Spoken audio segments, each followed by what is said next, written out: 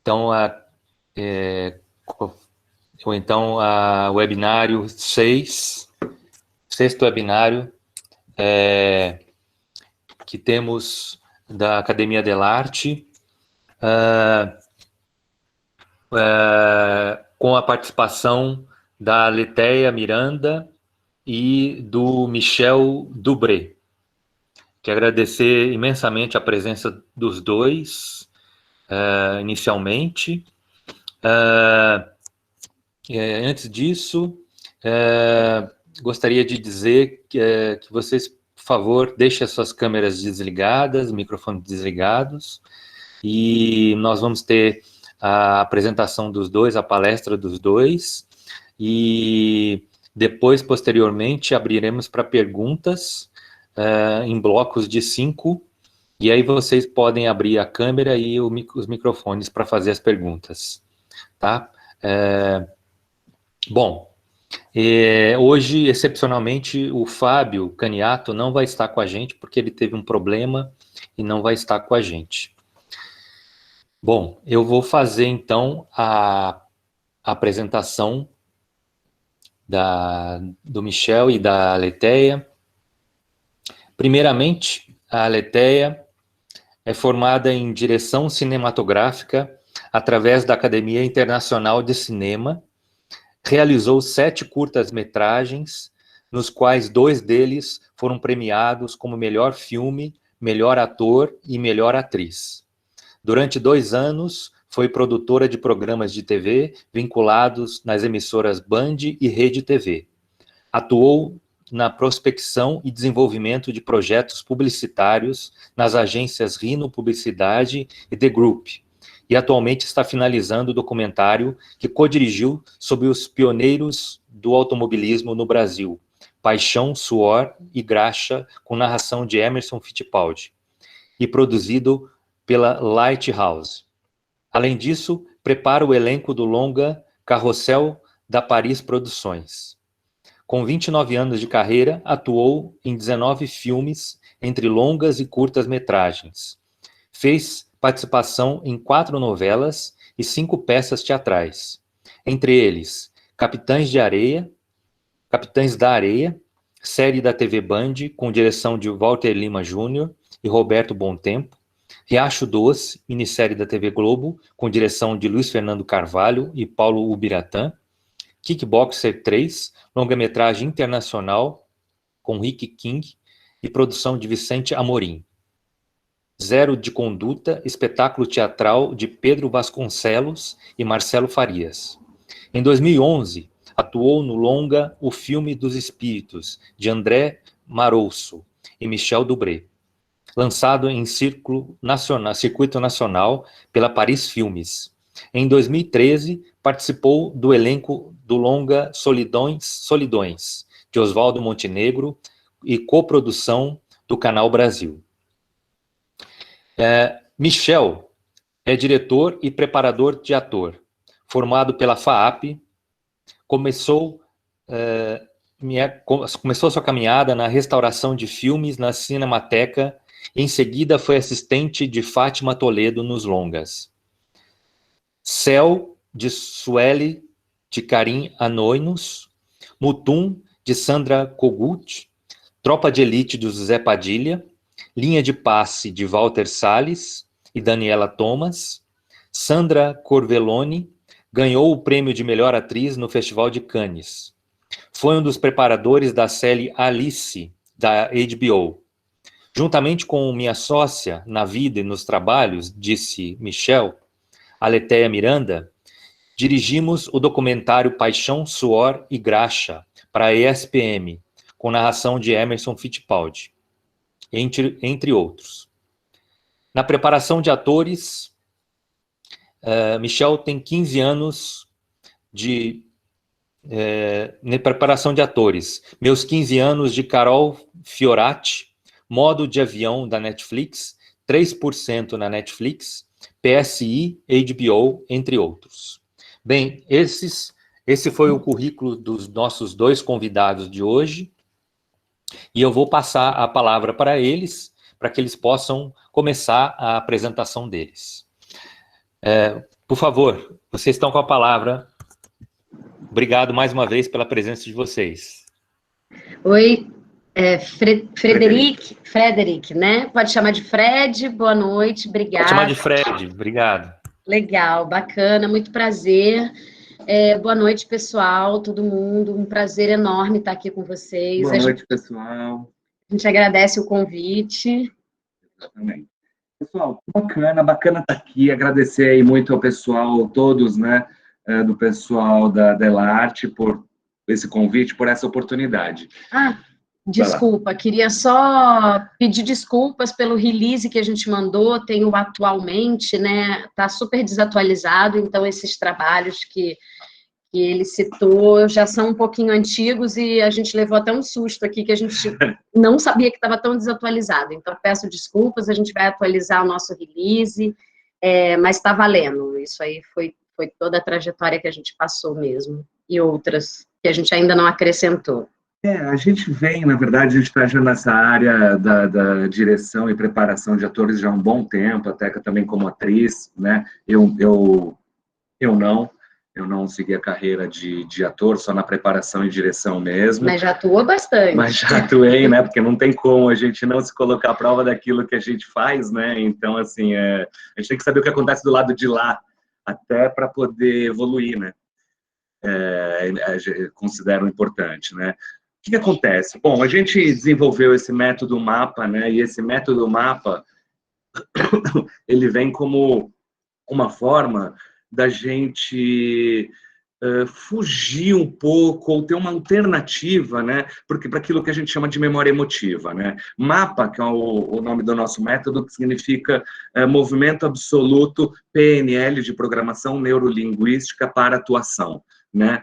Consequentemente, né, toda a base do nosso método é a programação neurolinguística, também neurociência, tradição védica, bioenergética, né, os conhecimentos e relações sistêmicas, né? Que são as constelações familiares, né? A gente reúne todos esses conhecimentos que diz respeito ao funcionamento do emocional do ser humano, né, e o psicológico também, obviamente, o comportamento, né, que a PNL vem daí. Então, então a gente reuniu todos esses conhecimentos e a gente fez uma tradução, digamos assim, né, uma interpretação de como seria utilizar essas ferramentas para a área de atuação. Justamente porque a gente trabalha no campo das emoções, né? O ator e a atriz são os profissionais do sentir, né? Aquele ser humano que vai sentir o que precisa na hora que precisa, né? Então, eu tenho uma hora para entrar na peça de teatro, né, na cena, para gravar. Naquele momento, eu preciso estar com o meu corpo, com todos os meus... todas as minhas partes disponíveis para poder largar minha identidade base, né, e adotar os sentimentos, o comportamento, o pensamento do personagem, né? Então, como a gente faz isso desvinculando a nossa vida pessoal, as nossas questões pessoais? Quer dizer, o meu personagem precisa sofrer, precisa sentir prazer, precisa, enfim, uma série de coisas, né, que ele vai precisar sentir nessa trajetória da história. Como é que eu vou usar algo que não é meu, né, que não sou eu? Então, o método, ele surge para responder, e principalmente, sem sofrer, né? Como é que eu vou sofrer na vida profissional, mas não vou carregar isso para minha vida pessoal, né? Como eu vou conseguir... Até porque o ator é uma profissão, né? E como qualquer profissão, você tem que ter a capacidade de entrar e sair, de estar num projeto hoje, de repente um outro projeto amanhã, de repente tem 2 ou 3 projetos acontecendo simultaneamente, uma peça de teatro e um filme que apareceu ou uma série, né? Então, o ator, ele não pode simplesmente ficar com aquele sofrimento todo, com todo aquele peso, carregar toda a vida daquele personagem para a sua vida e impedir com que a prosperidade na vida dele como ator vá, porque ele não consegue, ele fica tão pesado, tão vinculado a determinado personagem que não consegue viver outros da mesma grandeza, com a mesma verdade, com a mesma integridade, né? Aquela disponibilidade, né, para entrar e sair de um sentimento, de um papel, de um personagem com a maior fluidez possível, porque isso vai gerar qualidade de vida, né, na sua vida pessoal. A gente não são poucos os atores que sentem medo de trabalhar, porque pega o papel, quer fazer, mas sabe que é uma jornada pesada daquele personagem, e de duas a uma. Ou ele fica numa superficialidade, né, ele usa técnicas superficiais, onde os canais sensoriais dele não vão ser afetados com aquela emoção, né, e aí a gente fala que é a tal da representação, né, o ator está atuando, e aquele ator que parece que não atua, ou aquela atriz que parece que não atua, na verdade está entrando em contato, está permitindo, né, que a sua zona sensorial, que os seus caminhos sensoriais, a sua comunicação não verbal seja toda exposta para aquele trabalho, né? E aí isso também gera um certo medo, porque geralmente o que a gente usa é a nossa memória emocional, né, como recurso. Então, assim, se for algo muito traumático, eu vou acabar não acessando, ou se eu acessar, eu vou causar um prejuízo pessoal. Diante disso, durante muitos anos trabalhando, usando esse recurso, né, da memória emotiva e se incomodando muito, né, porque a gente via a carga de sofrimento das pessoas que estavam envolvidas, querendo trabalhar, a gente começou a pesquisar mais profundamente a programação neurolinguística, que diz respeito, dentre várias informações, a capacidade, a habilidade que todo ser humano tem de transitar entre identidades. Todos nós, somos múltiplas identidades, né?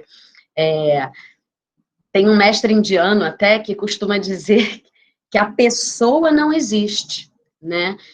Se existisse, não morreria, não sumiria, né? Então, o que existem são níveis de identidades que ficam numa faixa, que a gente nem vai entrar muito profundo nisso agora, mas, enfim, existe esse ramo de pesquisa e estudo, são faixas vibracionais, né, que ficam no pensamentosfera, né, digamos assim, toda aquela carga de pensamento e de sentimento que a gente tem, o ódio, o amor, a dor, a esperança, tudo isso tem um código vibracional, e eles se alinham em uma determinada zona, em uma determinada área, que como o olho humano não percebe, a gente meio que ignora, né, não crê muito nisso. Mas os estudos da neurociência, enfim, com os avanços, daqui a pouquinho a gente está conseguindo comprovar, já existe até, mas não popularmente, né, não está aqui na casa de todo mundo, mas já existe a comprovação e a percepção visual dessas faixas vibracionais, né? Então, quando a gente está construindo um personagem, se você quiser falar, você me diz, tá? Um pouquinho, termina assim. Tá. Então, quando a gente está construindo um personagem, a gente precisa identificar todas as questões de valores, crenças, tudo que compõe a nossa personalidade, né, que faz a gente ser quem a gente é, todos esses itens ou ingredientes, digamos assim, né, de uma personalidade, ela precisa ser utilizada para construir o nosso personagem. Então, a gente pode fazer a pergunta, eu quero alguém muito parecido comigo e vou me utilizar de mim mesmo, ou nesse caso desse personagem eu quero construir o oposto, quero construir alguém que sofre, que chora, que sente de forma totalmente diferente dessa minha identidade base. E é aí que a gente faz o uso desse conhecimento, né, dessas faixas, dessas múltiplas personalidades que a gente adota ao longo do tempo como estratégia de relacionamento, né? Se você está numa balada, você tem um conjunto, uma estrutura de linguagem, de pensamento, de sentimento, totalmente diferente se você estiver numa classe de crianças de 1 ano de idade dando aula, né? O seu comportamento, a identidade é outra, né? Você adota uma identidade quando você está no papel de filha, de filho. Você adota uma identidade quando você está no papel de marido, de esposa, né, no trabalho, enfim. A gente faz transições, né, na linguagem e na forma de pensar, que acaba sendo esse o material, sendo esse o lugar de construção de personagem do método MAPA. A gente olha para esse lugar. E para a gente poder entender um pouco melhor, assim, porque a base do nosso processo, por exemplo, está no desenvolvimento pessoal. Porque para a gente entender como construir um personagem, a gente precisa entender como a gente é, como a gente funciona, como essa máquina se organiza para a gente poder entender quem é o outro, e para a gente poder construir esse outro, né, entendendo quem a gente é. Né? Então, para começar isso, é muito importante a gente entender o que é a tríade para nós, né? Que é a conexão mente, sensação, sentimento e ação, que é igual a comportamento. Né? E também, esse é um caminho, e também o caminho ao contrário pode acontecer, que através do comportamento eu chego em determinada sensação e sentimento, e através de determinada sensação e sentimento eu adquiro determinado pensamento, construo determinado pensamento. Tá? Então, essa tríade é fundamental, tá? Porque ou através do comportamento ou através do pensamento, né? O sentimento é sempre o queijo aí no meio desse sanduíche, vamos dizer assim, né? Ele sempre está sendo motivado ou através do comportamento ou através do pensamento, né? E aí, nesse lugar do pensamento, do lugar do sentimento, do lugar do comportamento, né? A gente existem ramificações, né? Para a gente poder entender melhor como funciona e trabalhar, por exemplo, através disso.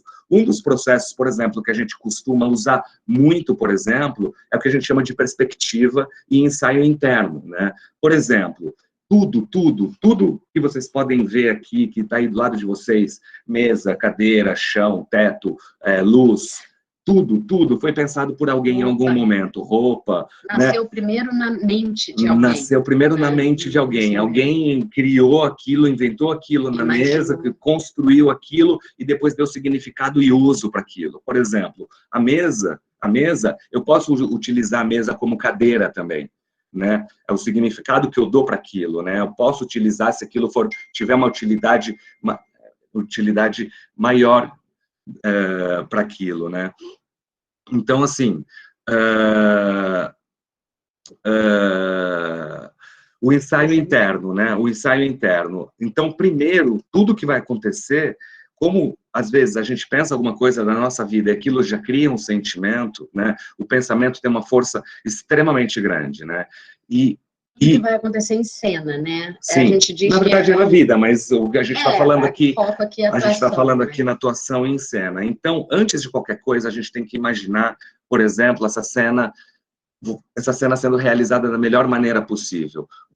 Essa cena que está na sua frente, esse roteiro que está na sua frente, essa cena, você se imagina você fazendo isso da melhor maneira possível, né? E o que seria, em primeiro lugar, a melhor maneira possível está totalmente conectada às suas referências, mas não vamos entrar nesse lugar agora das referências, né?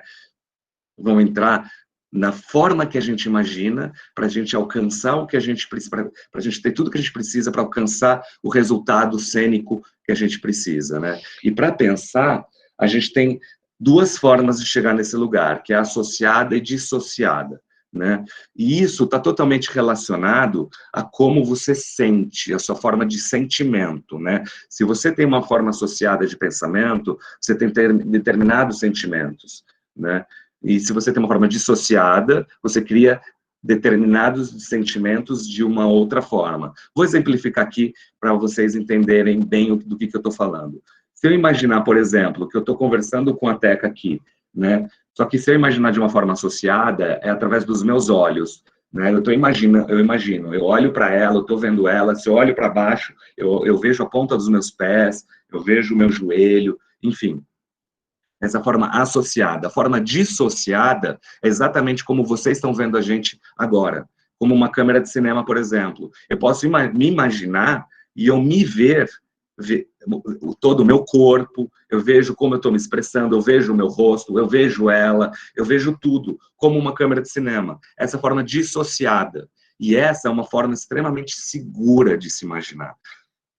A gente tem 2 exercícios que se encaixam tanto para o ensaio interno, como para essa associada dissociada. Eu só não sei, Fred, como funciona aqui para vocês. Se seria tudo bem a gente abrir as câmeras e a gente tentar fazer esse exercício, porque o assunto, ele às vezes fica parecendo muito genérico, né? E aí, às vezes, a gente pode comprovar isso no corpo, que a gente está dizendo, entende? Fica à vontade. Faz o que quiser. Uhum. Tá, então, de repente, a gente vai falar um pouquinho mais e aí a gente abre as câmeras daqui a 5 minutinhos.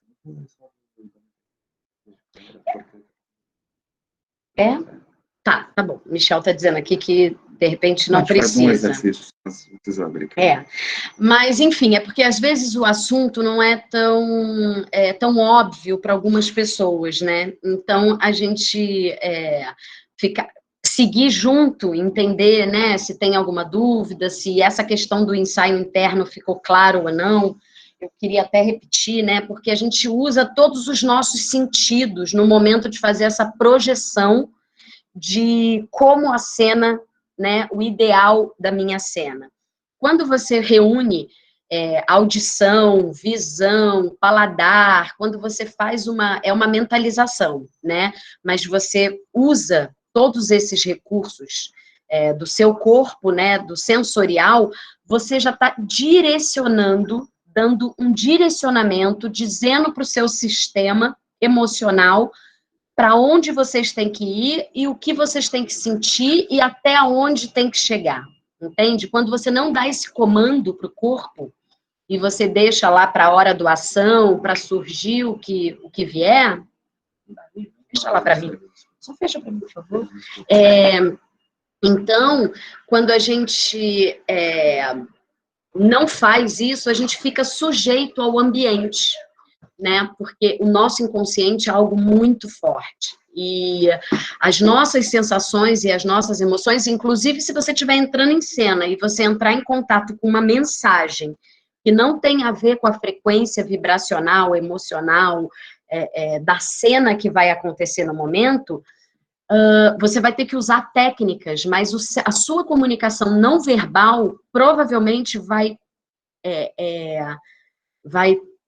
trazer para fora, né, para o público, vai revelar, vai demonstrar a conexão que você está internamente. Onde está o seu foco? Aonde está o nosso foco, o nosso corpo comunica. E isso é mais forte do que a gente. Né? E é a tal da congruência ou incongruência, que a gente pode falar um pouco mais para frente. E isso é importante por conta da mentalização interna, porque a partir do momento que você imagina essa cena que você vai fazer, você planeja, você imagina mentalmente isso, você destrava os músculos do seu corpo e os canais sensoriais para você poder sentir aquilo. Né? Então, tem muita gente que acha que, por exemplo, essa mentalização, esse ensaio interno é uma perda de espontaneidade. Mas, gente, vamos lembrar, vocês fazem isso todos os dias, o tempo todinho. Você planeja, você fala, vou no mercado e vou comprar tal coisa, nem que seja mentalmente. Inclusive textos que você vai falar com outro. Então, isso faz parte da nossa natureza, da nossa espontaneidade, né? E a importância do ensaio interno é uma das primeiras coisas que você deve fazer assim que você mapeia o roteiro.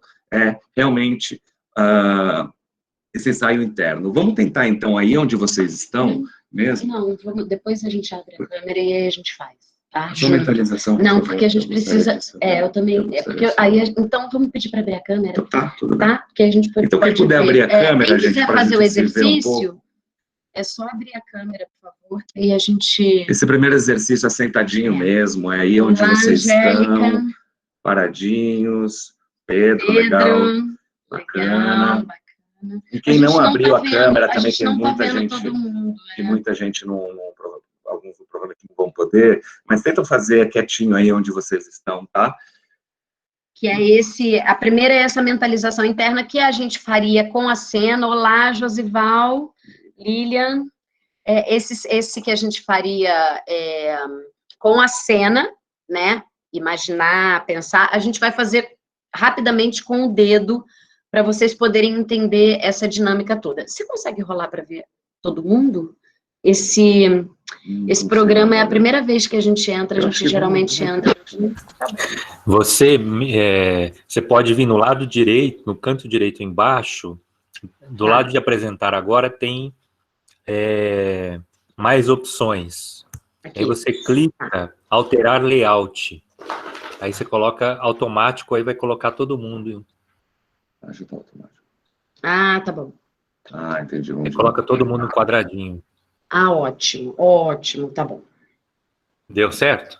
Deu certo. Perfeito. Ai, mais Legal, gostoso legal. assim, vendo o pessoal, que é tão fria a relação online, né? A gente não tem um retorno, não tem um feedback, é aquela loucura, assim. Mas muito gostoso, muito bacana estar com vocês aqui, estar olhando para vocês agora. Então, vamos lá. Quando a gente pega um roteiro, né, dentro do método, a gente daqui a pouco vai falar como que a gente faz dá uma mapeada, né, como a gente lê o primeiro contato com esse roteiro. E, em segundo momento, né, vem essa mentalização. E você vai explicar? Eu vou... Gente, quem puder ficar em pé, só ficar em pé, vocês vão ficar com o pezinho coladinho no chão, tá? Então, como a Teca tá aqui, ela vai fazendo, tá? Quem puder ficar em pé, é muito simples. Você vai ficar em pé, com os pés colados no chão, tá? Vocês vão levantar o braço direito ou esquerdo, tanto faz, tá?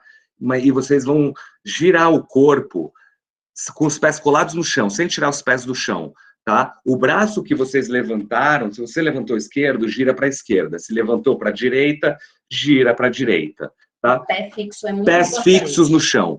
Vira e marca com o dedo esticado, o lugar onde você chegou o teu limite, né? Pedro, ó, gira o teu corpo, como a Teca vai fazer agora, gente. Ó, não, o pé tem que ficar preso, o pé fixo, tá? Eu faço. O pé bem fixo, o pé não pode mexer, tá? Porque tem um limite, para criar um limite. Então, meu limite. Parei, voltei, tá? Vai no limite e volta. Agora, quem voltou, volta. Agora, mantenha os pés no chão, mantenha exatamente como vocês estão com os pés no chão, fechem os olhos, só fechem os olhos. E façam a mesma coisa. Pode baixar o braço. Só na mente de vocês. Só na mente de vocês. Vocês vão... Só na mente de vocês, fica com o corpo parado, vocês estão aí onde vocês estão, vestido como vocês estão, vocês sabem. Levanta o mesmo braço que vocês levantaram só mentalmente, não façam agora fisicamente. Levanta o mesmo braço mentalmente, gira o corpo mentalmente, como vocês giraram, só que agora o corpo de vocês vai dar quase uma volta completa. Na mente pode tudo, lembrem disso, e agora ele deu uma volta completa. E agora... vai dando voltas no limite que sua mente permitir. Vai até onde sua mente permitir, vai dando essas voltas. Até onde você acreditar que você é capaz. O seu corpo vai adotando uma forma elástica, uma forma mole, seja lá o que for. Mas o importante é essa mente liberar o corpo e você visualizar você passando várias vezes, dando várias voltas no seu próprio corpo. Ok, como uma mola. Agora vai voltando, até vocês voltarem na posição que vocês estão agora. Agora podem abrir os olhos, mantenham os pés onde vocês estão, agora levantam e façam o mesmo exercício. Levanta o dedo, gira o corpo e vê se vocês conseguem mais do que vocês foram anteriormente. Vai, gira. Vai. Pode ir. Voltou. Alguém passou? Passou muito, legal. Então, a gente passa os nossos limites. Podem sentar, gente. A gente melhora os nossos resultados, né? A gente passa os nossos limites quando a gente dá a intenção para o corpo através da mente. Quando a gente joga essa informação de onde você queria chegar, de como você queria, qual a disponibilidade que você precisa. Se você não faz determinada preparação, aquecimento para entrar em cena e tal, você vai como no primeiro, você vai muito mais limitada para a sua cena, você vai muito mais restringido, porque você está totalmente influenciada pelo momento da sua vida agora, né? Se você está com algum problema no trabalho, se você está feliz, se você está... Enfim, essas influências estão rolando no nosso sistema, no nosso corpo o tempo inteiro.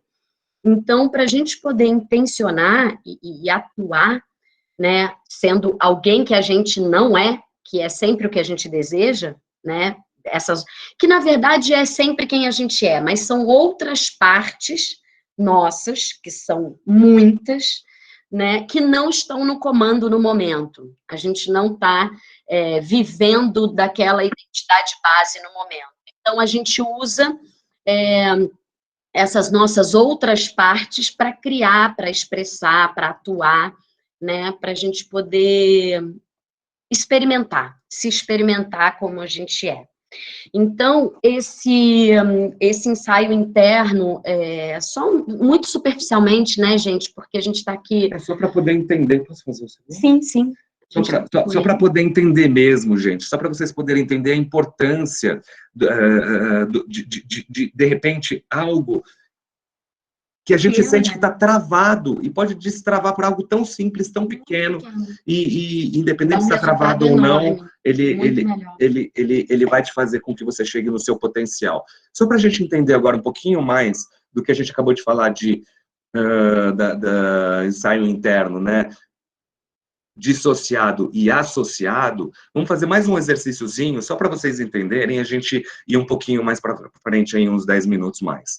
Então, onde vocês estão, sentados na cadeira mesmo, fechem os olhos, tá? Fechem os olhos, tá? Em primeiro lugar, se imaginem na beira de um abismo, tá? Primeiro, se imaginem na beira de um abismo, tá? Só se imaginem na beira de abismo, tá? Em primeiro lugar, identifica quando você se imaginou na beira desse abismo, se você se imaginou olhando para baixo, o abismo está lá, ou se você se imaginou como uma câmera de cinema, onde você vê, inclusive, o seu próprio corpo.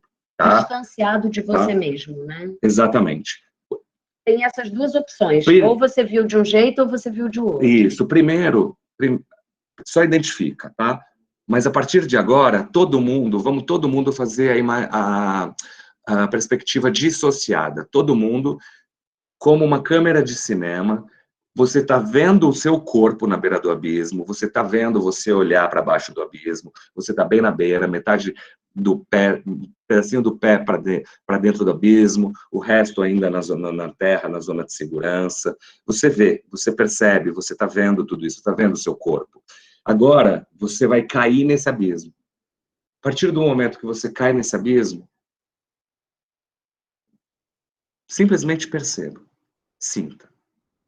Tá? Agora, volta tudo, você ainda está na beira desse abismo e vendo como uma câmera de cinema. Só que, a partir de agora, você vai começar a dar passos em direção a você mesmo. E você vai entrar dentro do seu próprio corpo.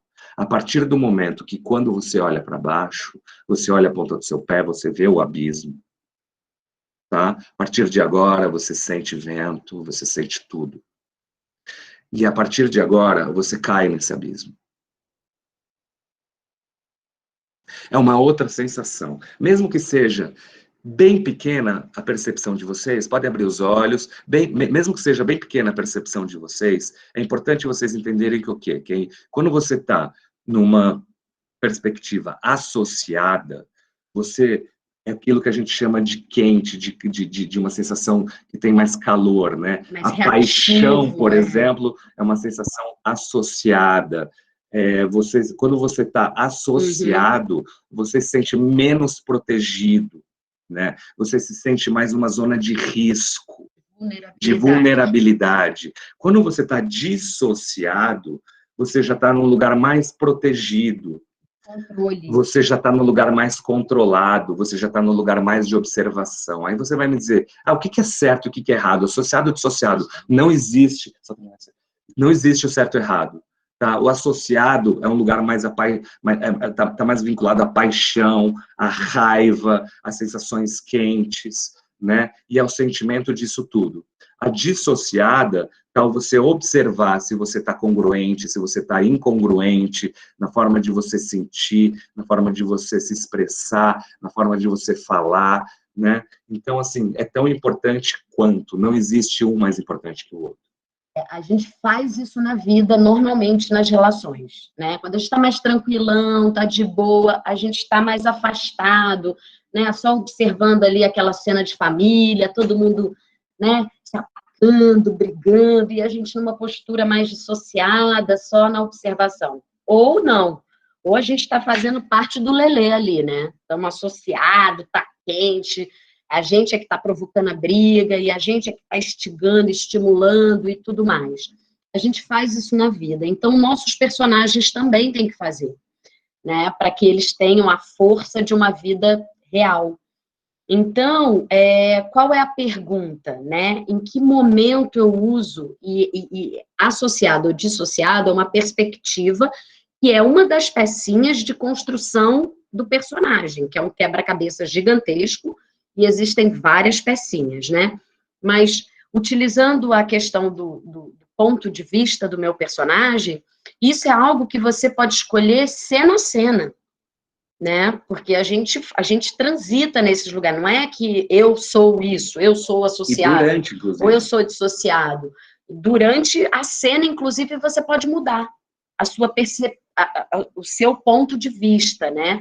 A sua perspectiva. E aí, todo o seu movimento interno vai mudar, sem você precisar controlar, fazer esforço de que agora eu tenho que levantar a sobrancelha para comunicar uma desconfiança. Sabe esse tipo de coisa que a gente faz na atuação, intencionando, né? Que é o que, na verdade, tira toda a nossa naturalidade, toda a espontaneidade, ter que pensar sobre essa comunicação dessa forma. Então, assim, vou fazer uma cena de briga. Eu separo essa briga, o meu personagem separa a briga, o meu personagem provoca a briga, né? Então, eu já sei que eu tenho que estar com o meu foco no meu sistema associado ou dissociado. Quando eu jogar o meu foco para esse lugar, todo o resto é automático, é natural, junto com uma série de outros exercícios. Claro que não é só isso, né? Não é só essa pecinha. Mas uma das peças de preparo é essa perspectiva, né? Como o seu personagem está olhando para aquela situação da cena. Isso muda totalmente como ele sente, como ele reage, né? É um dos movimentos, assim. Gente, na verdade, a gente teria... eu queria falar da leitura do roteiro, sim, e depois a gente pode abrir. Tá, então, antes de você falar da leitura do roteiro, a gente tem diversos aspectos que diferenciam, né, compõem, e compõem os personagens, tá? A gente falou de um aspecto de uma maneira extremamente breve, tá? Mas são vários, assim, só para passar bem pouquinho, por exemplo, uma outra que é bem rápida, até que fala um pouquinho do roteiro e depois a gente abre para as perguntas, tá? Por exemplo, só para vocês entenderem como às vezes algo que parece simples pode mudar todo um comportamento, tá? Por exemplo, se vocês podem pensar isso em vocês também, mas é fundamental que vocês sempre saibam isso no personagem de vocês, por exemplo. Por exemplo, vocês, ou o personagem de vocês, né, vivem fugindo da dor ou em busca do prazer. Parece a mesma coisa, mas alguém que vive fugindo da dor, né, na vida, é uma pessoa reativa. Uma pessoa que vive, por exemplo, em busca do prazer, é uma pessoa ativa. Isso já muda completamente o comportamento dela. Só essa pergunta, só respondendo essa pergunta, eu já tenho dois personagens completamente diferentes. Movimentos de vida completamente diferentes. Energia. E que isso pode estar em cada pequeno movimento, pequeno movimento, né? Uma pessoa que, na trajetória da sua vida, vive se esgueirando da dor, fugindo da dor, ela tem determinado movimento de vida, ela tem determinado posicionamento, estratégias emocionais, exatamente. E uma pessoa que vai em busca do prazer, provavelmente, ela tem muitas coisas que deixa para trás que a pessoa que vai em busca que foge da dor não deixa, por exemplo, e vice-versa. Entende? Então, são questões que, quando a gente entende como a gente é, como a gente funciona, a gente começa a entender muito melhor e como diferenciar os nossos personagens um do outro. E o que acontece? Como o nosso foco, né, o foco do método, está nesse aprofundamento, está nessas questões de base, de como o ser humano emociona, de onde vem, né, esses impulsos emocionais e relacional, como a gente se relaciona, quais são as leis que nos regem, né, nas relações, a questão da ordem, né, da hierarquia, do equilíbrio, enfim, todas essas informações para onde a gente olha no momento da construção do personagem. E onde está o nosso foco é o que a gente comunica. Inconscientemente, é mais forte, sempre. Então, se o meu foco está num conjunto de construção mais superficial desse personagem, o meu personagem vai ficar com uma característica um pouco mais superficial. E tudo bem, porque pode estar valendo, é uma comédia, você não precisa aprofundar tanto, enfim, se bem que tem como trabalhar em comédia também com essas informações, né, para ficar mais rico e tudo mais, mas, de qualquer forma, é uma questão de escolha, né? Uma questão de opção, é você ter, não existe o melhor, a gente se utiliza de vários recursos, dependendo do projeto e dependendo do objetivo, né? Mas se a gente vai para uma linha mais natural, né, de cinema, que a gente está falando aqui, uma coisa mais tradicional, uma coisa que a gente vai encontrar mais vezes, né, na vida, é interessante que o foco esteja nesse olhar mais aprofundado do sistema do ser humano, porque você vai trazer essa força para o seu personagem, né? E, rapidamente, para a gente poder abrir aqui, Fred, ajuda a gente aí, se tiver já no momento, né, de abrir as perguntas e tal, mas que é essa leitura do roteiro, né, que a gente pega o roteiro e faz uma leitura sem construções no primeiro momento, porque você precisa saber onde vai chegar esse personagem. Às vezes a gente começa a construir e a ter ideias, né, numa ansiedade ali de primeira leitura do roteiro, já começa a cristalizar formas, já começa a pensar, isso eu vou fazer dessa forma, aqui eu vou olhar desse jeito, assim, aqui eu vou botar a entonação da voz aqui, sem nem saber o final da história, sem nem saber para onde esse ser humano, o que esse ser humano vai percorrer, né? Então, a gente vai ficando com foco no controle, sabe? A gente vai ficando com foco em lugares que acabam limitando mais do que expandindo, né? Do que abrindo. Então, super importante você fazer uma leitura dissociada desse roteiro, né? Olhar de fora e tudo mais, a história, como ela pode acontecer. Depois a gente volta fazendo uma marcação de cor, né? A gente escolhe um leque de cores lá que representem as emoções.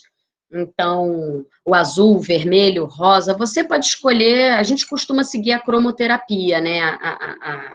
A força das cores e a identidade das cores mesmo. Mas cada um segue, o vermelho vai ser o momento que ele está com raiva, e não de paixão, enfim. E aí você pega cores e você começa a fazer um gabarito, né, que o amarelo representa o quê? Ansiedade, medo, o verde, o vermelho, prazer, dor, enfim, você começa a botar sentimentos correspondentes para aquelas cores, né? Um combinado com você mesmo. E aí você começa a fazer uma leitura do roteiro, e se você percebe, aqui o meu personagem está totalmente passional, aqui ele está totalmente entusiasmado, empolgado com a situação, aí você começa a colorir uma parte daquela cena com o verde, com o vermelho, com o azul. Quando você chega no final, você vai ter um gráfico, um mapa sensorial do que o seu personagem vai sentir, das emoções, do estado emocional do seu personagem, né? Então, mais 5 minutos, né, que a gente tem aí, 2 minutos, tá? Então, é meio que um guia, assim, que a gente gosta já nessa base, né, porque o roteiro é tudo que a gente tem, é a referência, é onde a gente vai mergulhar. Então, é super importante você criar os seus esquemas, assim, de olhar não só para a voz não só para o óbvio, né, dessa cena, mas para o sentimento, né? Quais são as camadas que o meu personagem, quais são as sensações que o meu personagem vai ter ao longo desse projeto, ao longo dessa história. E você ficar bem consciente, bem conectado com isso. O último é a forma de dizer, né? É o som, que na verdade vai estar sendo guiado por toda essa força. E aí, quanto menos controle nesse lugar, melhor, porque você está sendo controlado por uma força natural, né, de base. Então, Bom, acho que, na verdade, gente, a gente tem muita coisa, mas se a gente começar a entrar nos aspectos agora dos personagens, a gente vai bem longe aqui. Que a gente ficou só em um, na verdade, aqui, até no início, respondendo né? um pouquinho aí o que a Lilian estava falando dos aspectos, né, do personagem, que são muitos, e só o que a gente programou aqui para falar seria, olha, sobre programação, identidade, perspectiva, tempo, motivações referenciais, sistemas representacionais, valores... Sistemas representacionais. Deixa eu explicar um pouquinho. Não, deixa eu falar, você explica. Valores, linguagem não verbal, congruência e incongruência, modelagem, rapport, ponto de vista, convicção e crença. Isso aqui é só o que a gente anotou aqui rapidamente para a gente poder falar com vocês, mas isso tem muito mais do que esses que compõem um personagem. Lembrando que um personagem é tão complexo quanto você. Você queria falar do sistemas representacionais? Os sistemas representacionais, né, é aquilo que todos nós somos guiados pelos sentidos, né? Mas existe um sistema ou auditivo, ou visual, ou sinestésico, que são os 3 principais, né? Que é mais comum a gente ser guiado. Então, se eu sou auditiva, eu tenho todo um conjunto de estrutura de palavras que tem a ver com audição, para eu poder compreender e me movimentar no mundo. Se eu sou visual, eu tenho uma outra lista de palavras, né, de conjuntos de estrutura verbal que representa uma pessoa que está, naquele momento da vida, conectado ao sistema visual. E o sinestésico, né, também. Então, assim, vale super a pena estudar, entender qual é a linguagem, né, primeiro, eu sou sinestésica, auditiva ou visual nesse momento da minha vida. Eu, Aletheia, sei que estou num momento sinestésico, muito mais sinestésico, né? As coisas, eu sinto a vida, né? Eu sinto a dor do mundo, a dor do outro, enfim, tá na pele, né? Eu preciso tocar, e todo o meu conjunto de palavras tem a ver com sentimento, com emoção e tudo mais. Então, eu vou fazer um personagem. Eu quero que o meu personagem seja sinestésico e siga essa minha coerência, né, na vida, ou não. Eu estou sinestésica, mas eu quero construir um personagem visual. Ou eu vou fazer uma pessoa que uma cantora. Então, provavelmente, ela é auditiva. Ela tem o canal auditivo mais fácil para interpretar e receber as informações do mundo.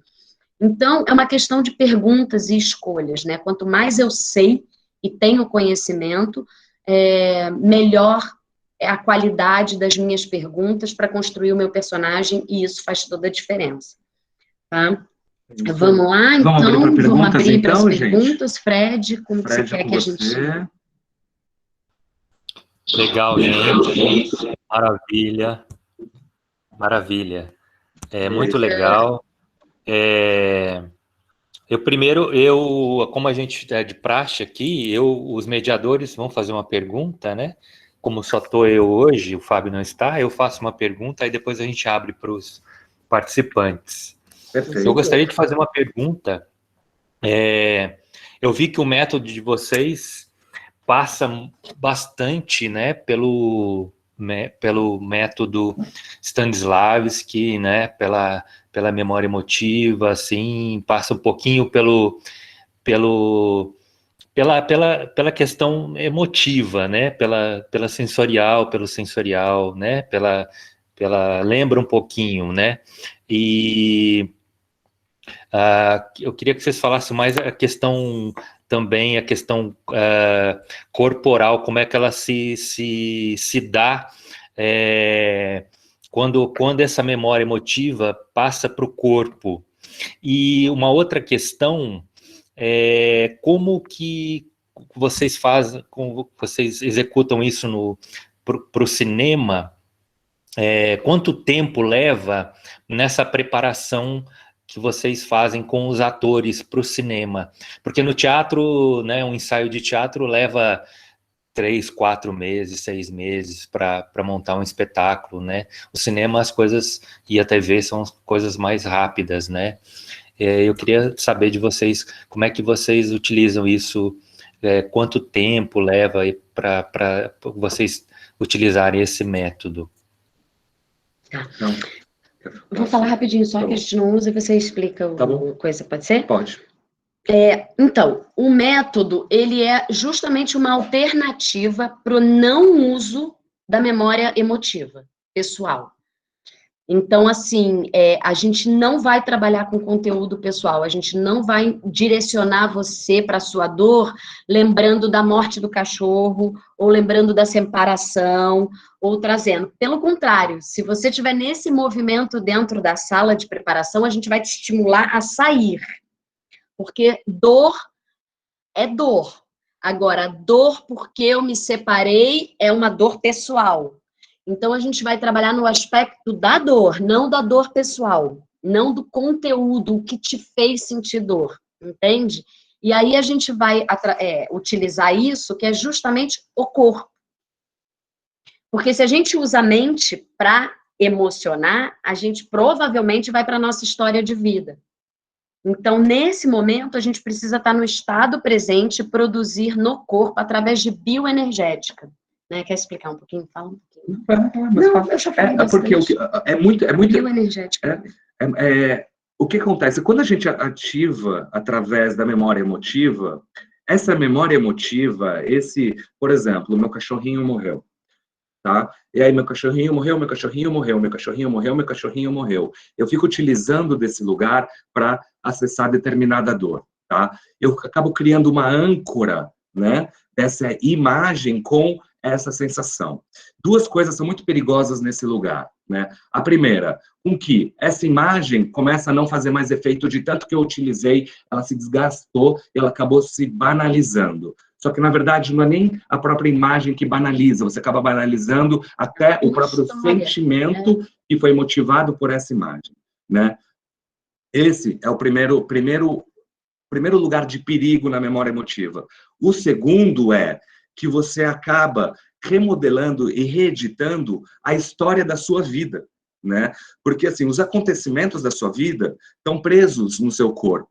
Eles fazem parte do seu corpo, eles fazem parte de quem você é, né? Ele faz parte da sua história. E a partir do momento que você acaba se utilizando disso para alcançar determinada sensação, com determinada frequência, com certa frequência, você acaba reeditando a história da sua vida.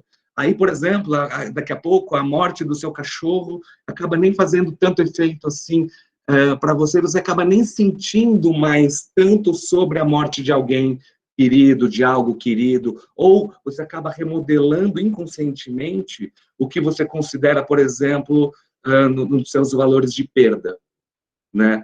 E isso é perigoso e a gente precisa preservar o aspecto do ator, o ator. O ator, a psicologia do ator é fundamental para a gente. Fundamental. Então, você perguntou como a gente faz isso, né? Como a gente sabe que o ser humano, ele se conecta com imagens internas para poder sentir, né? Então, tudo tem uma imagem interna. Então, a separação, né, a morte do cachorro tem uma imagem. E você viveu aquilo, você lembra do ambiente, você lembra do cheiro, você lembra do som, todo aquele conjunto dos sentidos, eles se blocam e formam uma imagem, né? Eles se juntam e geram uma imagem. Então, essa imagem provoca em você, produz em você reações. Ou você se encolheu, ou você fechou o semblante, você sofreu naquele momento da morte do cachorro de uma determinada forma com o seu corpo. Quando você lembra daquilo 20, 30, 40 vezes ou 40 anos depois, você vai sofrer igual. Então, você pode, se você mudar de um personagem, você muda o projeto, muda tudo, muda o figurino, muda a forma de falar, mas se você acionar numa cena a dor, o medo, a tristeza, lembrando da morte do seu cachorrinho, para vários trabalhos que você faça, a sua comunicação não verbal vai ser sempre igual. E é por isso que a gente não consegue variar tanto os nossos personagens, porque a gente está sempre recorrendo às mesmas imagens internas para poder emocionar. E essas imagens têm o nosso código daquele momento, de como a gente reagiu, essa memória do corpo. Então, como a gente faz isso? Num processo de preparação, a gente precisa criar novas imagens que significa dor. A gente precisa criar para aquele projeto, para aquele trabalho, uma determinada imagem que significa pena, tudo medo. Isso está dentro do roteiro. E tudo isso está dentro do roteiro. E tudo isso é na dinâmica em sala com os colegas. Então, quando você for para o set, você não vai lembrar do cachorrinho, você vai lembrar da imagem que foi construída em preparação no set para sofrer.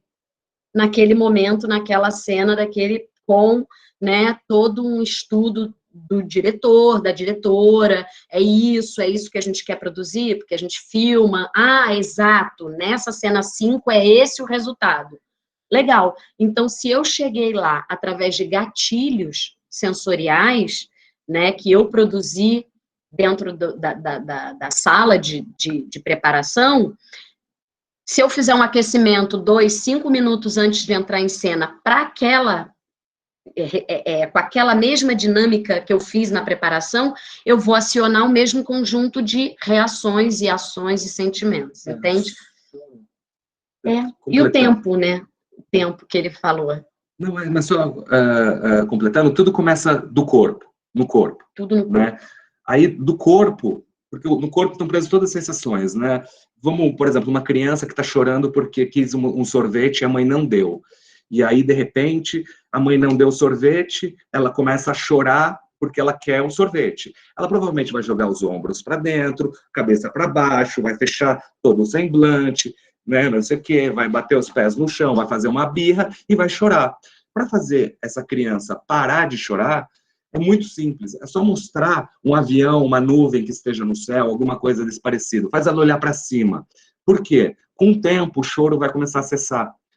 Por quê? A fisiologia... Porque para ela alcançar aquele choro, alcançar aquele lugar, ela precisa estar olhando para baixo, ela precisa estar com o ombro para frente, ela precisa estar com aquele semblante. Se ela não tiver aquele semblante, se ela não tiver com aquele ombro, se ela não estiver olhando para baixo, o corpo dela vai falar, peraí, alguma coisa estranha aqui, não corresponde ao choro. Então, vou ter que começar a frear esse choro aqui e ver o que vem depois dele.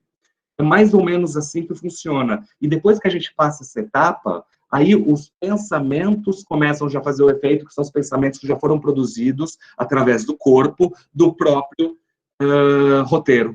Então, o roteiro acaba sendo suficiente para a gente generalizar e atuar em cima da dor, do medo, da perda, saudade, felicidade, alegria, seja lá o que for. Porque está na fisiologia. Isso que ele disse se a criança ficar, lógico que se ela olhar, voltar, nada vai acontecer, ela vai continuar chorando. Mas se ela ficar 5 minutos olhando para cima, ela não consegue chorar, porque está na a fisiologia é incompatível com a tristeza. Essa fisiologia de olhar para cima, de esticar o peito, Então, o pensamento começa a mudar e o sentimento começa a mudar. É natural, você não vê uma pessoa depressiva com o ombro para trás, cabeça para cima, tudo aberto, dizendo bom dia para o sol, né? Porque você vai sentir outra coisa se você estiver assim. Porque se estiver assim, o sentimento vai ser outro. O sentimento é outro. O corpo precisa de determinado lugar para alcançar determinado sentimento. Por que a gente, às vezes, está mal e sai para correr? Né? Porque eu preciso gerar no meu corpo uma carga, outra informação, para ele superar e se desconectar daquela linha de pensamentos e aquela linha que a fisiologia vai tomando, né? Ai, tô mal e tal, não sei o quê. Então, eu preciso gerar química no meu corpo compatível a sentimentos elevados, a sentimentos positivos. E é tudo químico. Né? É tudo químico. Essa questão das sensações. O tempo, nossa, varia muito, muito. Por exemplo, 3% da Netflix, a segunda temporada, a gente fez em 4 semanas. A terceira temporada, a gente fez em 3 semanas. E a quarta e última temporada, a gente fez em 2 semanas. 2 semanas. Né? Mas eles já estavam super no personagem. Porque é isso. Vazante, a gente fez 3 semanas de preparação. E depois a gente acabou ficando mais 2 ou 3 semanas, 3 semanas no set. Que a gente não costuma ficar, só quando tem criança. Né? Então, assim, por uma questão de orçamento, né, as produções, obviamente, preferem diminuir. A média são 2 semanas, mas é uma preparação muito profunda. Muito intensa. Muito intensa, muito. Quebra muito paradigma, quebra muita perspectiva, então gera um volume suficiente. E toda a base do nosso método a gente não quer criar dependência, né? A gente não quer que esse resultado só aconteça quando a gente está aplicando. Por isso o método se chama MAPA, porque aquilo que a gente identifica no ator ou na atriz, tipo, você chegou nessa emoção porque você fez esse conjunto de exercícios e quando a colega te falou tal frase, você explodiu. Então, a gente faz esse mapa, né, emocional das estratégias e diz, bom, para chegar nessa cena de novo, a gente só precisa repetir esse conjunto de movimentos, né, que vem da respiração, bota uma música, bota uma venda, e aí todo um trabalho já muito próximo do trabalho de teatro normal e das outras, os outros métodos que existem, né, de ativar todo um sensorial. Mas, basicamente, é a tomada de consciência que é o diferencial do método para que você possa seguir livre e não dependente de alguém para dar resultado, entende? Se autoconhecendo. Então, como eu funciono, quais são as minhas estratégias e onde eu quero separar a minha personalidade do personagem. Enfim, é uma delícia, é uma pira gostosa, mas hoje em dia nem é tão... Não sei se a gente te respondeu aí, Fred. Respondeu sim, muito legal. Bacana. Bacana. Vamos abrir agora para... Vamos, a gente está doido para ver o pessoal. É tão legal ver aqui. Gente, quem agora vamos abrir as inscrições, temos já a lista. Primeiro da lista é a Lília Colombari. Lília, pode ficar à vontade. Olá, boa noite. Olá, de pedir, na verdade, uma indicação de material para ter um primeiro contato com o método, assim, eu achei muito interessante, gostaria de conhecer mais, assim, seja um material como livros de leitura ou audiovisual, caso vocês tenham também, gostaria de receber essa indicação. Muito obrigada. Claro, Lilian, perfeito. Tudo bom com você? Você é atriz?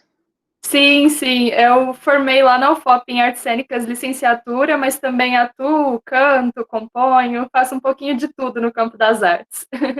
Bacana, bacana. A gente está escrevendo um livro nosso que ainda não saiu e tudo mais sobre o método. Mas a gente costuma passar o início da nossa fonte, dessa pesquisa, né? Onde tudo começou. Então, O Poder Sem Limites, do Tony Robbins, que é um cara que trabalha com business, não tem nada a ver, né, com a área da atuação. É um divisor de águas, porque realmente ele transmite, você percebe ao ler o livro que ele dá muita informação que o mundo sempre escondeu da gente, porque tudo isso deveria ser ensinado nas escolas, né? A gente devia aprender o nosso sistema emocional, como a gente funciona, como a gente reage às relações, na escola, porque os nossos resultados seriam muito mais conscientes, muito maiores e melhores, né? Só que isso torna o ser humano muito poderoso, mesmo, né? Então, durante muito tempo, isso ficou muito fechado, as pessoas tinham uma mentalidade de que, se eu sei algo interessante, eu tenho que guardar para mim, né? E agora a gente chegou num momento em que a gente está percebendo que não adianta eu saber, nós somos interconectados. Se o outro não souber, eu não vou crescer. Eu não vou crescer, porque eu vou ficar cercada de um bando de pessoas que, né, não estão no seu potencial máximo, né? Não estão servindo no seu melhor, porque não tem condições, estão na sobrevivência, né? E não a gente não está vivendo a maravilha do ser humano, né? A gente está sobrevivendo aqui a esse tiro louco, essa coisa louca, que é um jogo de ego puro de todos nós, porque a gente não tem conhecimento de como o ego funciona. Então, a gente está totalmente aprisionado a isso. E durante muito tempo, muita gente que está no poder sabe disso, e é assim que, né, manobra massas, e é assim que manipula o emocional de pessoas e tudo mais, e conduz o mundo para onde foi. Mas a evolução é algo que ninguém impede. Veio a internet com bem ou com mal, enfim. E aí expandiu muito essa questão, e hoje em dia muita gente sabe, muita gente fala, a gente está realmente nesse movimento de troca, e quanto mais, melhor. Então, você vai perceber que aqui tem muita coisa, você fala assim, nossa, como é que esse cara está contando isso? Isso é um segredo a 7 chaves, entendeu? E foi muito forte. E melhor ainda que ele. E muito bom. Sempre que quando você estiver lendo o livro, sempre vai pensando como você pode melhorar o seu personagem em relação a isso. Porque esse é o grande segredo, essa é a grande sacada. É o foco que você direciona, tá? E o que a gente mais gosta, na verdade, mas que é um livro extremamente técnico, difícil, mas assim, uma preciosidade, realmente, tem coisas incríveis. Que responde muito o que não está aqui. Exatamente. Né? E que é dos criadores da PNL, da Programação Neurolinguística, que é o Richard Bandler e o John Grinder, que é o Sapos em Príncipe, tá? Que é esse aqui. Parece um livrinho infantil. Ele, na verdade, é uma transcrição, assim, de um workshop, de uma sabatina, sei lá, de alguma coisa que ele estava fazendo, só para psicólogos, né, e terapeutas nos Estados Unidos, que foram sabatinar o cara e dizer, não, vamos questionar isso aí, porque ele estava curando, tipo, uma gagueira em 7 minutos, fazendo destravando mentalmente o porquê daquela gagueira que começou com 2 anos de idade, né, e não é muito interessante isso no mercado, porque, né, você resolve problemas muito rápido, quando você, na verdade, fica ali batendo a cabeça. Então, tem uma guerra muito grande dentro dessa coisa da psicologia, para poder assumir e aceitar isso como uma via de tratamento e de cura e de busca e tudo mais. Então, pode ser que vocês encontrem informações contraditórias aí em relação a isso, mas a gente só pode falar da nossa experiência. Isso aqui é uma fonte que a gente relê até hoje, e quanto mais você sabe e você relê, mais coisa você descobre ali. Mais coisa você percebe. Vale muito a pena, para começar. Obrigada, agradeço as indicações, vou procurá-las. Obrigada a você, Lilian. Beijão. Legal, gente. Agora agora é o Lucas Passos. Lucas. Sim. Fala, Lucas. Tudo bem, cara? Oi, tudo bem? Então, eu queria perguntar para vocês como que a gente pode lidar com o elemento surpresa. Porque vocês falaram sobre estar associado e desassociado àquela determinada dramaturgia. E muitas vezes eu fiquei pensando nisso, porque eu já fiz esse mapa de... tá, não, essa cena realmente eu acredito que ele tem essa emoção, essa cena dessa outra emoção e por aí vai. Só que muitas vezes, quando eu entro na associação mesmo, parece que tem uma coisa que inova, sabe? que vai diferente do que eu havia planejado, sabe? Como esse mapa que você falou, né? Tipo, tal cena vai ter esse sentimento, por aí vai. Então eu fico pensando, porque normalmente eu sou muito mais teatral, sabe? Então sempre tem essa coisa, porque cada espetáculo é um espetáculo diferente. E eu fico me perguntando como seria no audiovisual, se existe essa abertura para o elemento surpresa. É isso? Boa, excelente. Cara, na Excelente verdade, assim, pergunta. o elemento surpresa, na verdade, quando a gente começa, né, na verdade, a preparação, né, não temos nada. Tudo que a gente tem é o elemento surpresa, né? A partir do momento que a gente vai criando, né, aí a gente vai planejando, vai estruturando, vai indo, mas isso não significa que o elemento surpresa não esteja ali o tempo todo. Pelo contrário, ele só vai ser reforçado. Por quê? Porque a partir do momento que eu tenho a perspectiva do personagem, já sei com a perspectiva do personagem, trabalhei através de exercícios, defini, tá tudo certo. Valores, identidades, tempo mental, todos os sistemas representacionais. Depois que a gente tem tudo isso construído, feito, e a gente exercita em cima disso tudo, você está sendo aquilo tudo. Então, qualquer elemento surpresa que entre de improviso para isso, você vai agir como esse personagem. Entende? Podendo fugir um pouco, sim, do roteiro, porque é um elemento surpresa. O elemento surpresa provavelmente fugiu do roteiro por algum motivo. Ou o ator que estava contracenando derrubou um copo e aí o negócio seguiu, ou sei lá o quê. Não sei. Qualquer coisa pode acontecer. Mas aí, como você já está trabalhando nesse personagem, a preparação serve para isso, você não vai agir mais como... É Lucas, né? É Lucas. Você não vai agir mais como Lucas, você vai agir como o Robson, que é o seu personagem, porque você está trabalhando no Robson já faz um tempo, entende? Então, quando o elemento surpresa vier, ele não é o Lucas que vai agir, é o Robson que vai agir. Então, não tem como o elemento de surpresa te pegar, porque você está preparado para isso. É por isso que serve a preparação de atores. Te deixar justamente preparado para isso. Ou para o que você tem que fazer, ou para o que tem que vir e que você não depende, que você não está ali. Lembrando que a nossa cabeça, né, a nossa mente, é a única que viaja, por exemplo, para o futuro e para o passado. Né? Tá lá no futuro ou lá no passado. O nosso corpo está sempre no presente. Está sempre no presente. Ele nunca vai para o passado e nunca para o futuro.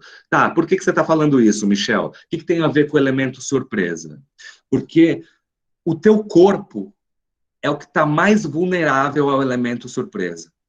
É a primeira vulnerabilidade do elemento surpresa ao teu corpo, já que o teu cérebro pode prever tudo, tua mente pode prever tudo o que vai acontecer. E, através das experiências que o seu cérebro já viveu, ele vai definir o futuro. Entende? E quando foge desse planejamento, a gente entra no elemento surpresa que é vivido pelo corpo. Não sei se ficou claro, mas enfim. As pessoas costumam perguntar bastante isso para a gente, porque falando, né, se a gente não está em processo fazendo, a sensação é de que é tudo muito controlado e de que não tem aquele espaço para baixou o santo, né? Sentiu, baixou uma coisa em mim, foi maravilhoso e tudo mais, que é o que a gente sempre quer e a busca é sempre essa, tá? O que acontece? A gente costuma comparar, primeiro, a gente está falando com profissionais do sentir, né? A gente não está falando com qualquer ser humano, vem aqui, fica sujeito e aí começou a sentir algo.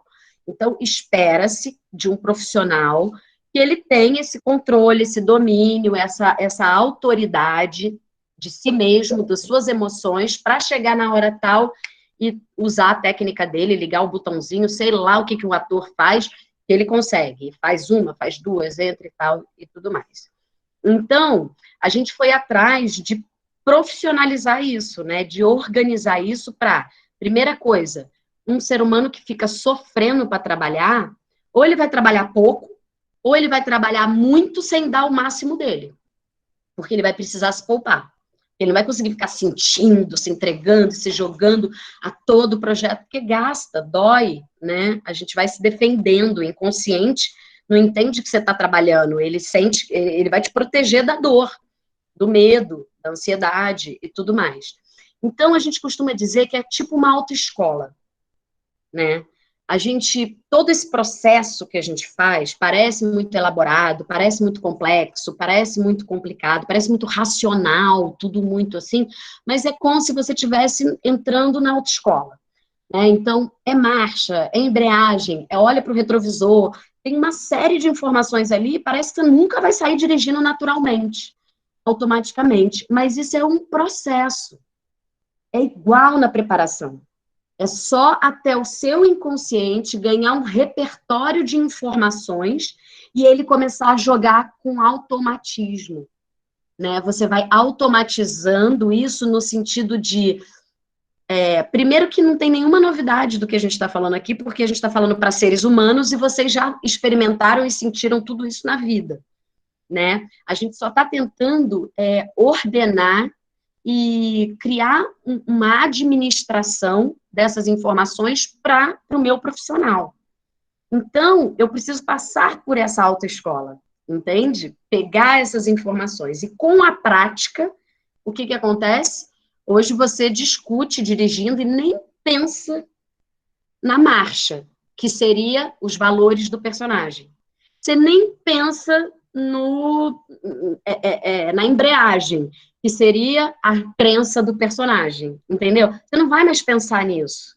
Depois que você já alimentar a sua consciência com uma série de informações e praticar aquilo, e no início é lento, é devagar, e de repente você vira uma chavinha, e foi o que aconteceu no 3%. A gente vai precisando cada vez de menos tempo, e o trabalho vai ficando cada vez maior, melhor, porque é muito rápido, entende? Daqui a pouco é só um comando interno, ansiedade, e já está tudo pronto, porque você é profissional daquilo, você já praticou aquilo, entende? Então a gente não perde esse lugar divino que acontece, pelo contrário, ele acontece com muito mais poder e força e congruência na história inteira, não é uma cena que você consegue brilhar. Você consegue dar consistência, força e poder e brilho para esse personagem o projeto inteiro. Porque tem uma estrutura muito sólida ali por trás. Obrigado. Imagina. Ele está aqui. Cara. A gente fica perdidinho aqui nesse online, né, gente? A gente parece que está se relacionando, está perdido. É legal. Gente, agora é o Pedro Mettner, Baldin. O Pedro, querido, que nos convidou. Olá, tudo bom? Pedro, tudo bom? Tudo certo. Primeiramente, queria agradecer em nome da produção, de vocês terem aceitado o convite, mas passando tudo isso... Uma delícia, a gente está feliz de estar aqui. Com certeza. Tá muito legal, tá muito legal. Então, uma questão minha é que a gente ouve muito falar que o ator ele é um ser esquizofrênico, né? Isso é uma praxis, né? Um ator é esquizofrênico porque ele carrega muitos personagens, aquela coisa de esquizo, de ser dividido e tal. Inclusive, esse é um dos temas que eu pesquiso na minha estação científica, que é a questão do ator, do corpo do ator, ele se dividir em várias identidades, ele ser uma coisa difusa no espaço, procurar sempre um objeto para se significar, né? Para ter uma relação de significado, projetar. E uma pergunta muito grande que eu faço, até enquanto eu trabalho para construir algum personagem, é como dissociar personagens antigos nossos, porque uma coisa é a gente trabalhar um personagem dissociado, a gente dissocia ele da nossa vivência pessoal e constrói um. Só que quando a gente começa a ter um repertório de personagens já construídos, a chance deles se embananarem nisso tudo e acabar tipo uma nova associação a partir dessas antigas dissociações é muito grande. Eu queria um pouquinho que vocês falassem sobre isso, sobre essa nova dissociação que a gente tem que fazer, algumas dicas sobre isso. E é isso, basicamente, uma questão que eu tenho. Na verdade, Pedro, é muito mais simples do que se parece, cara. Muito mais simples do que se parece.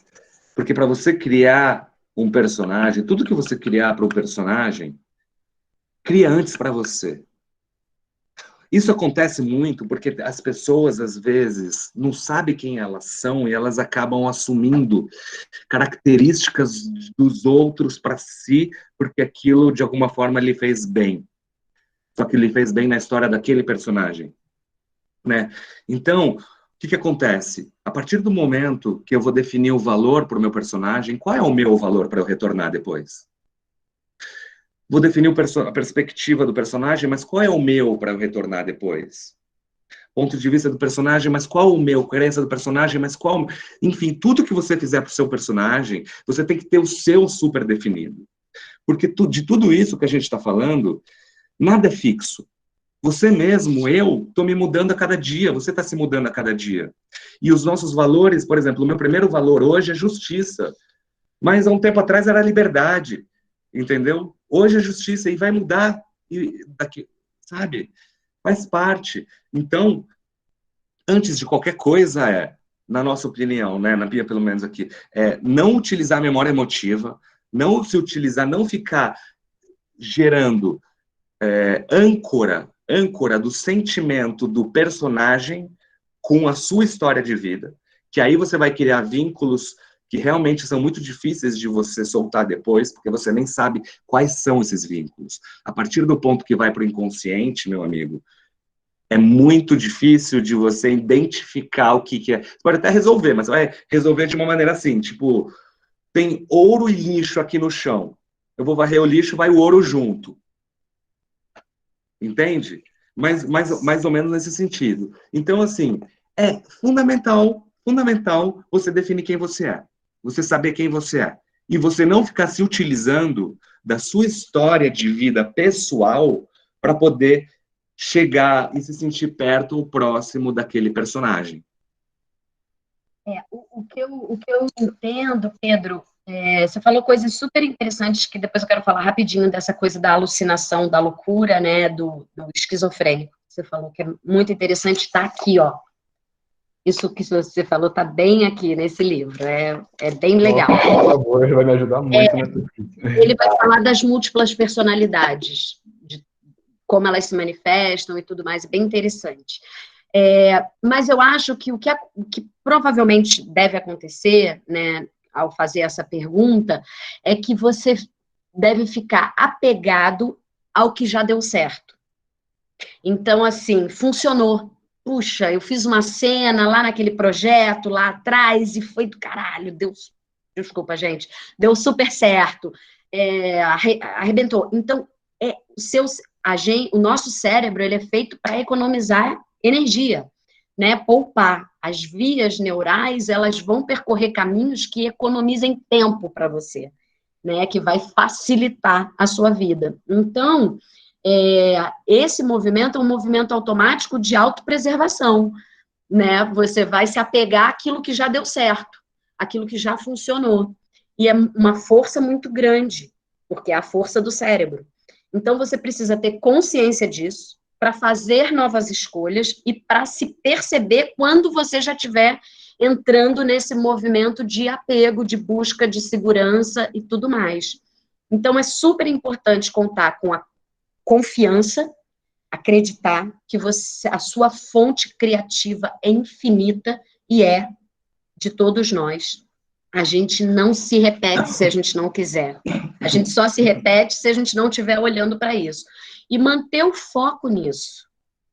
A persistência, sabe aquele músculo que consegue, que faz você ficar disciplinado e conseguir controlar o foco? Não, o mais fácil para mim seria ir para o que já deu certo, porque eu já fiz, porque eu estou acostumado. Mas eu não vou. Eu vou confiar que sou amplo e eu vou construir, eu vou descobrir coisas novas. Então, você mantém o foco nesse lugar. No início é um pouco mais difícil, porque o cérebro, mas rapidamente ele vai fazer o quê? Opa, não vamos gastar tempo, ele não quer isso. Vamos dar o que ele está pedindo. Então, toda a força, todo o foco, né, a sua força vai para o futuro, vai para frente, vai para essa confiança. Não, vamos criar algo, né, totalmente novo aqui. E essa questão da loucura é exatamente isso, né? A gente costuma dizer que realmente os loucos vão salvar o mundo. A gente fala de loucura de uma forma muito pejorativa, né? Muito misturada. A gente mistura, tudo é louco, tudo é maluquice, tudo é loucura. E tem um aspecto da loucura que é extremamente saudável, extremamente necessário, principalmente para o aspecto criativo, né? E não é só o artista que tem que ser criativo, não é só o ator, a atriz, né? Todo ser humano, se ele for o máximo criativo, ele vai se dar bem na vida dele, né? Ele vai conseguir alternativas. Então, assim, nesse livro, o Bendler fala exatamente isso. A gente alucina quando a gente entra nessas outras identidades, quando a gente transita, né? Só que qual é a diferença do ator, da atriz, para o louco mesmo?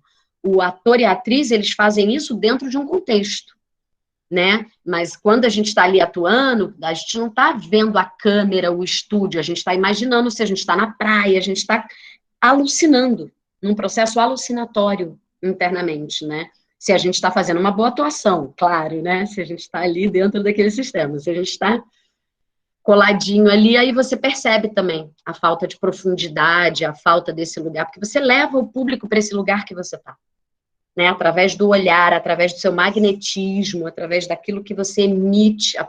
Você fala, nossa, esse cara está me levando para um lugar muito longe, muito louco, que está só na cabeça dele. Entende? Então, você se conectar com essa loucura, com essa habilidade de transitar por vários mundos que, teoricamente, não existe no mundo externo, só no mundo interno, né? É uma grande qualidade da atriz e do ator.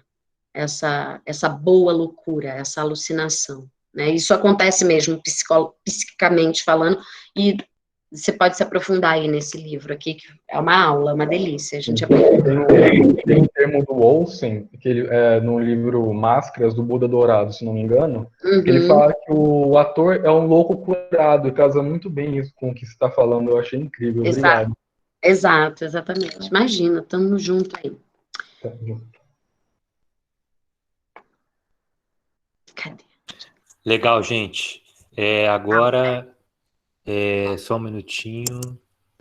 O Manuel Messias. Manuel, você, por favor. Oi, Manuel, tudo bem? Oi, boa noite. Boa noite.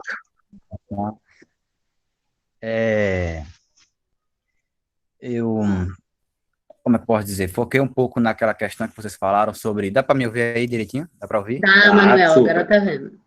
Sobre a questão da identidade base e sobre essa coisa da dissociação e associação.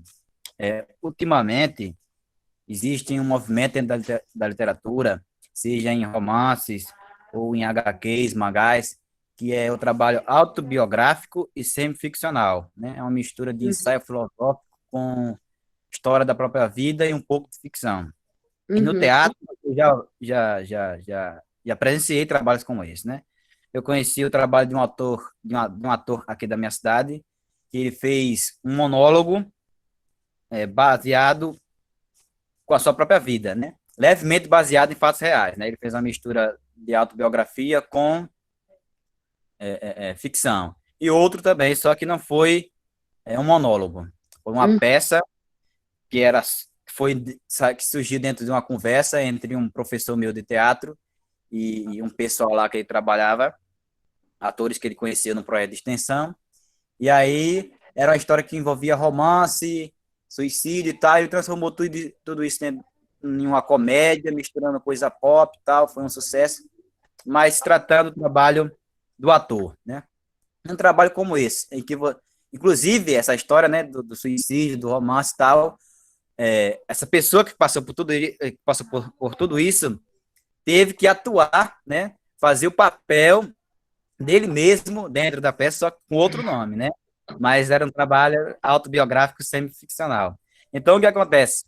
Em um trabalho como esse, em que você, como ator, o autor pretende fazer um monólogo, uma história levemente baseada na sua própria vida, como é que eu posso aplicar esse método que vocês desenvolveram? Sabendo que é preciso ter essa dissociação para não gerar esse agravamento emocional, psíquico, porque você vai ter que trabalhar constantemente com a sua própria vida, com as suas próprias memórias. Eu, inclusive, tentei escrever um monólogo baseado em algumas coisas que eu tinha vivido, em algumas vivências, e com o tempo fui escrevendo, desenvolvendo, mas chegou um momento em que eu não conseguia mais escrever porque aquilo estava queimando muito, sabe? Estava remoendo e não tinha não tinha outra saída. E era uma coisa muito trágica, muito, não sei, amarga, e eu não conseguia trabalhar com a comédia ou outras formas de criação para me desassociar daquilo, porque por mais que eu inventasse coisas ou criasse uma ficção, eu não conseguia me desassociar por conta de se tratar uma coisa levemente baseada em fatos reais ou na minha própria vida. Obrigado. Quer falar? Vai você primeiro. É? Ai, eu sinto que eu falo pra caramba. Não, tá bom. Então, cadê ele? Ai, saiu, né? Como que era o nome dele mesmo? Manuel, né? Manuel. Ah, tá aqui, Manuel. Então, Manuel, nesse caso, pelo que eu entendi, é uma escolha usar o conteúdo pessoal, né? Certo? É sobre a sua vida, né? Sim?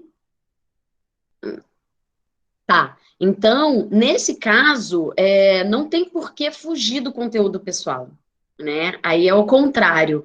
Teria que entrar nesse conteúdo pessoal de uma forma não traumática, né? O que é o trauma? O trauma são essas imagens congeladas.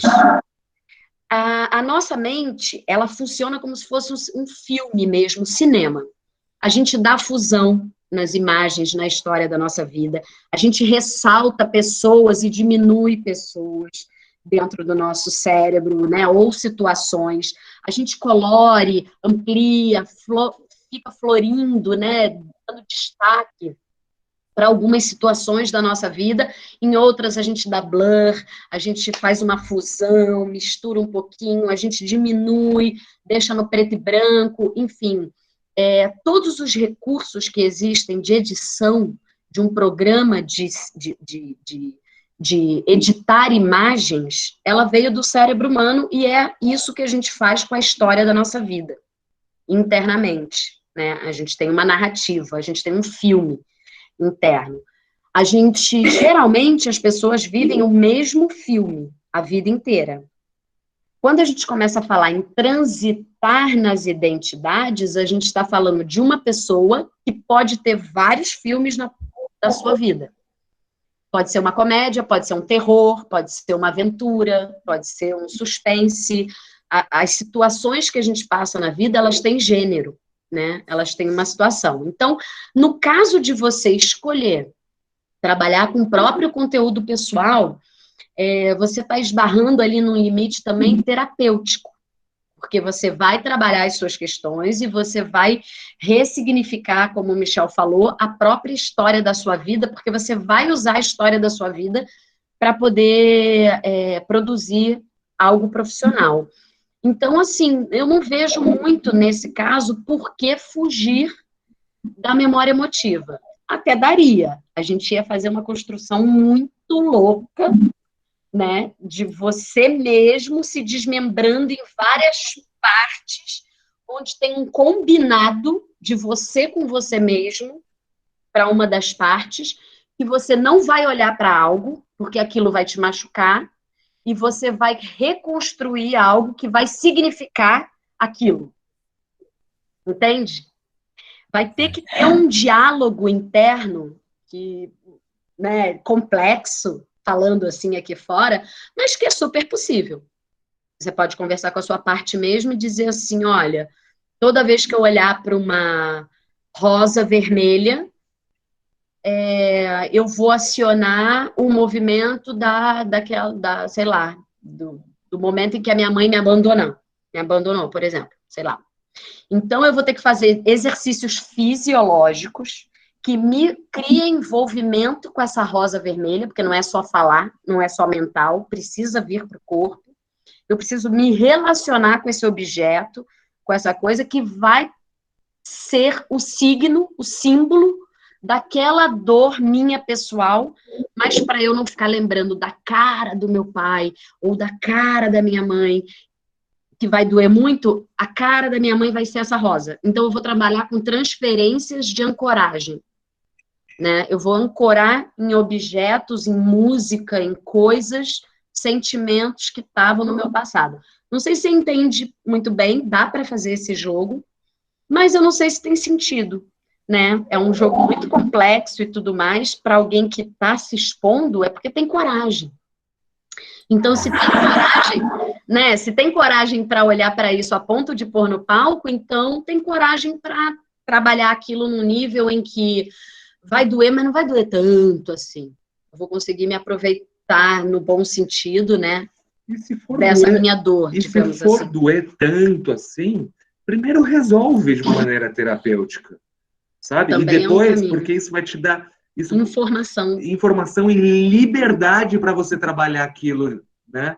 Senão você vai trabalhar de uma forma aprisionada. É que Com nem você, medo, é que nem né? você fazer uma escultura, só que você está algemado fazendo a escultura.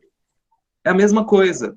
Você está querendo fazer um processo de liberdade artístico lindo e maravilhoso, só que dentro de você está com essa algema, com essa roupa que tá te prendendo. Que é o trauma, né? Que é a Entende? dor. Que é... Então, será que de repente o processo é esse? Sim, só colocar mas super dá. essa pontinha. Super dá para trabalhar dentro do mapa, Tudo é possível. criando esses códigos de você para você mesmo. Entende? Criando esse combinado, digamos assim. Mas não tem regra. Não tem regra, não tem certo, não tem errado, tem o querer. Eu quero me experimentar nesse momento, nesse processo de trabalho, através desse método. Ou eu quero começar nesse método e quero trocar para um outro método e quero experimentar. Entende? É uma questão de se está funcionando, se está dando resultado, está super valendo. Né? Para a gente não funcionava trabalhar e ver o ser humano sofrer. E ver o ator sofrer e ficar mexendo numa ferida para ele produzir uma cena linda. Não funcionava isso para a gente. Doía, era ruim, não era o que a gente queria. Então, a gente foi em busca de algo alternativo para a gente poder conseguir trabalhar, prosperar, trabalhando, se sentindo bem. Né? Então, não tem certo e errado, tem uma escolha. Manuel, perfeito? Legal, legal. Boa. Quem mais? Gente, agora não Legal. tem ninguém mais inscrito, mas nós temos mais uma vaga para pergunta. Tem mais alguém que gostaria de fazer alguma pergunta? Alguém aí gostaria de fazer uma pergunta? Ele estava desligado. Do Manuel.